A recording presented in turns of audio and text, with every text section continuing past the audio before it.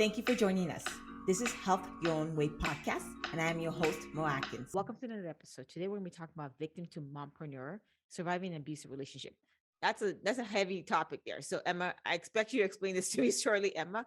So, let me introduce my guest, Emma Ferrick. She's an Operations and System Strategist. Anything you want to add before we start today? Yeah. Okay. So before jumping in, really, or just like yes, about just being a systems and operations strategist and how I got there from this. Nothing to add specifically before jumping into the questions, but that's just kind of ELF operations but it doesn't have anything to do with my story. My business really was my therapy, and like my healing from my abuse is really what led me to own my business. Okay, so what I'm getting from you is the topic itself is really something about you and what you've gone through, right? And how significant. Yeah. So this is nice to know, because I was like, okay, she's gonna explain to me how this is an abusive relationship. What kind of abusive relationship are we talking about? But so I think for me, the first thing is, how did you come up with the topic, and why do you find that it's very significant that it's related, and how does it relate to your story? So my whole ELF operations was really founded, as I mentioned, through me healing as part of my abusive relationship. My abusive relationship was right out. I was in the last semester of college. Right out of college is when I experienced this. My daughter was unplanned, so I got pregnant really young, and after that, I realized all these red flags, and I was working a full-time career that I didn't love, but with everything else going on, my priority was just like surviving pretty much the whole year when I started my corporate job. And I experienced financial abuse, emotional abuse, and then mental abuse, and then finally it turned physical. Kind of like a lot of people's story, there's all kinds of different abuse before it turns physical sometimes. So I experienced that, and I felt at the lowest of the low when I was 22, and I was like, okay, I'm a single mom. What am I going to do? I wanted something to take back control of my life. I wanted to have financial freedom, and I wanted to have some sort of stability. And I finally was at the point I was like, I don't love my job anymore. I can actually pay attention to that. I can actually do something I want. So I started ELF operations as a side hustle because I needed extra income, because I wasn't going to get child support. And if I did, it was going to come with all these behind the scenes strings attached. I don't know if a lot of listeners could relate to that if you've been in this experience, because abusers in general will hold money kind of over your head, and or say like, you can't, like I would always hear, you can't do this without me. You're never going to be able to support our child, or you're never going to be successful. And one of the things was, he was like, you're never going to be an entrepreneur. Ironically, he had a small business, and now looking back on everything, I'm the one running a successful 6-figure business, and his business has failed and closed. So it's funny how they like to tell us this. Tell us this, but it's really to keep us small and to keep us isolated. If you're experiencing it, it's a bunch of lies, and it's hard enough to deal with internal lies, but then hearing them externally, it's even harder to break through them. So I started the business to make extra money, and then it became I'm going to do this because I was told I couldn't. And then it became a self-healing journey, because I met so many different women on my journey and in the online space that helped me heal. Like, there was just alternative ways to find that closure and get rid of that trauma that I never would have had in my corporate job. That's kind of like the longer rundown version. No, I'm listening to you talking. It takes a lot for you to say something and go back. Like, when a lot of people don't realize that even you may have experienced something in the past, but to go through it, sometimes you may be revealing and going through that same pain as well. So when you mentioned to me specifically about the fact that, what he said to you and how he made you feel small, and then you were in your corporate environment, and you started your company, and that helped you. Like, I'm thinking, saying, how did you get out of that mindset? Because a lot of people would just be beaten down, and then you're in a corporate environment, and that's a steady job per se, and then just take that leap. You know where I'm going with it, Emma. Like, you had to be So how did you get past that? If you know what I mean, like how did you even start? Yeah. So like I kind of mentioned before, when you're in an abusive relation, sorry, that's my newborns here too.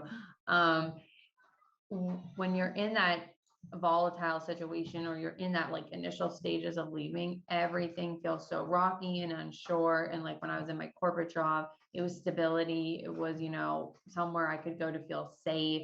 And then eventually everything kind of started to calm down. And I started to take a hard look of at my job. And it was just making everything harder. Like I couldn't take off for court dates. I couldn't take off or I had to take off when my daughter was sick, but then I had no time left to take off, kind of thing. And it started to become obvious that that situation wasn't going to be ideal as a single mom because of how restrictive it was. With and a lot of companies and corporations are like that. They're just not geared towards mothers or people who are caretakers. Maybe if you have an older parent or things like that.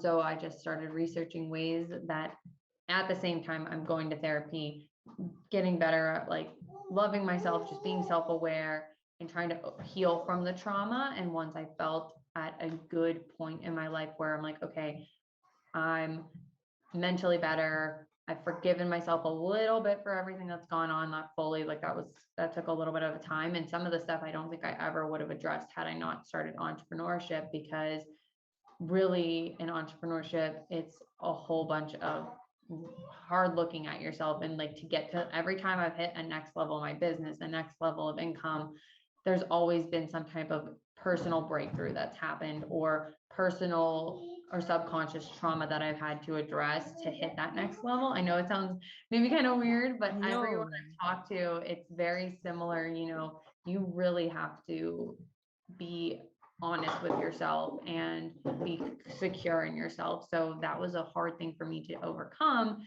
was even putting myself out there because of fear of backlash and fear of my abuser. And the first time I shared my story on a podcast, I was ready to throw up, but I was like, I need to do this, not for myself, but for other women who are going through this, to know that they're not alone. Like it helped when I started reading and listening to other people who've gone through this and saying like, okay, it's not just me. I'm not just some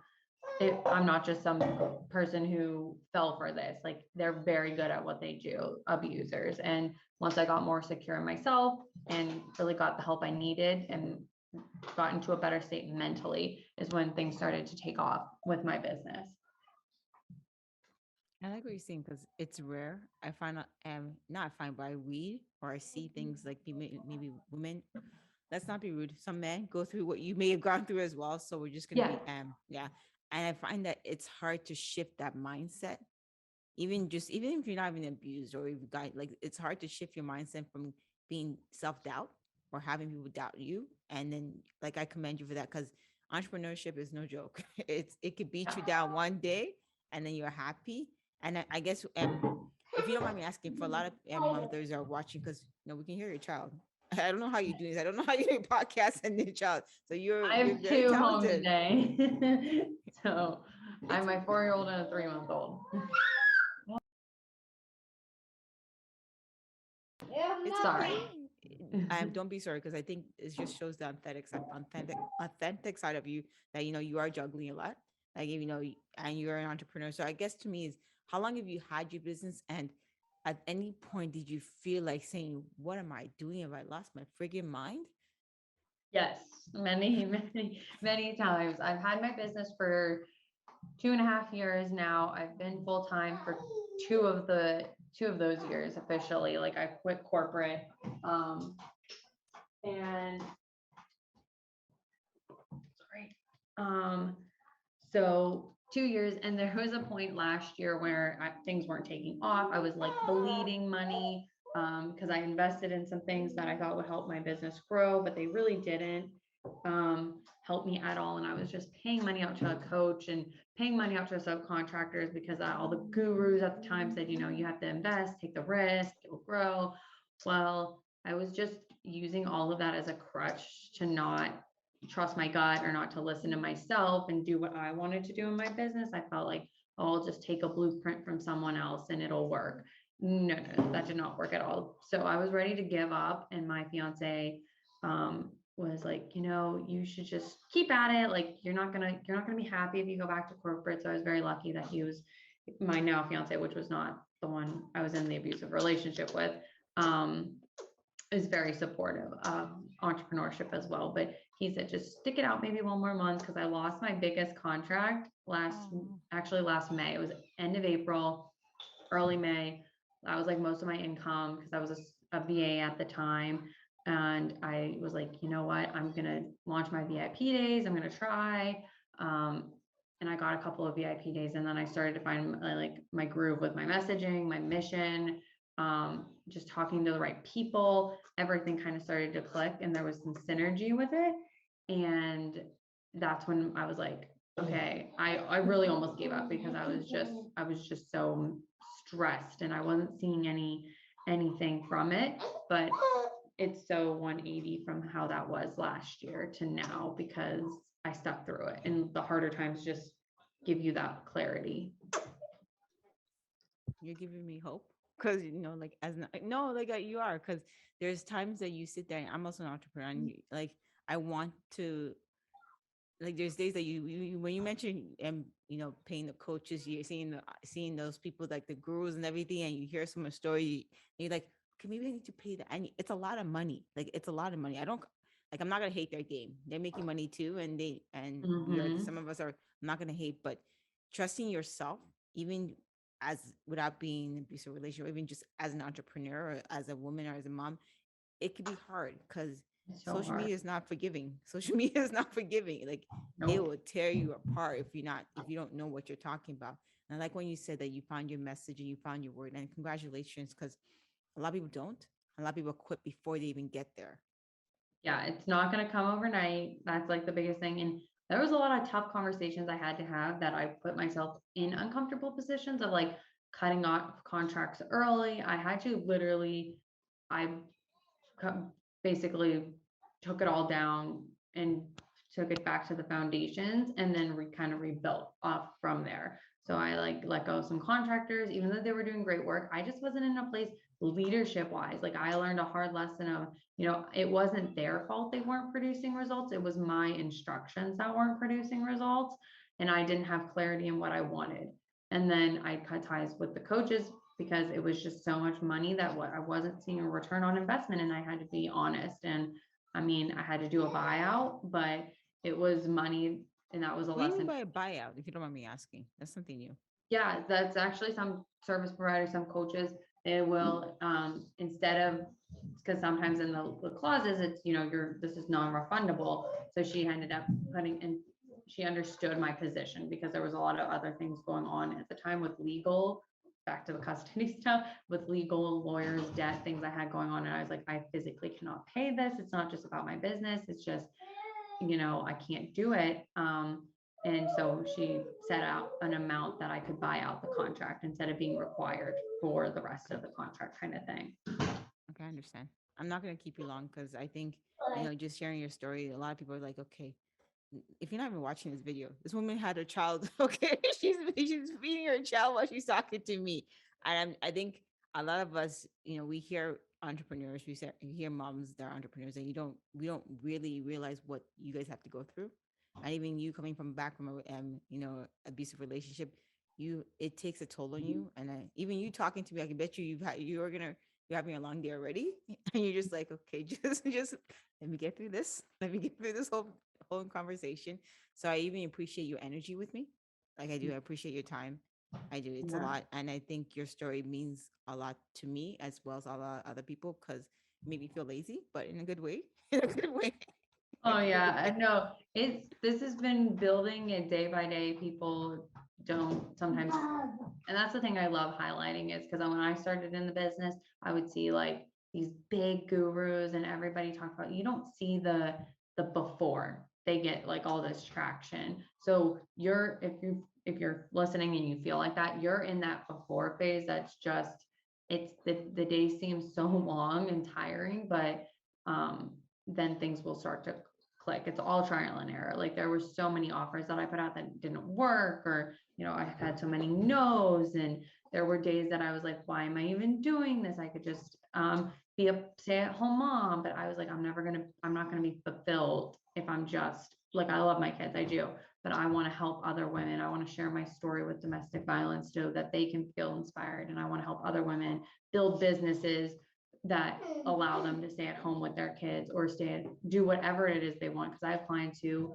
want to take care of their elderly parents, but they still want to have a business and make some kind of money, but just don't have to be tied to their computer all the time. I appreciate you saying that. And I guess if anybody wants to learn more about your journey or what you do specifically, what's the best platform to reach you out on? I put a lot of content out on Instagram. It's elf_operations. I have Pinterest, and hopefully one of my summer goals is to start a YouTube channel, but we'll see if I can keep up with all the content. I appreciate you saying that. And before we let you go, anything you want to share with us, anything exciting that's coming down the pipeline for you that you want us to know?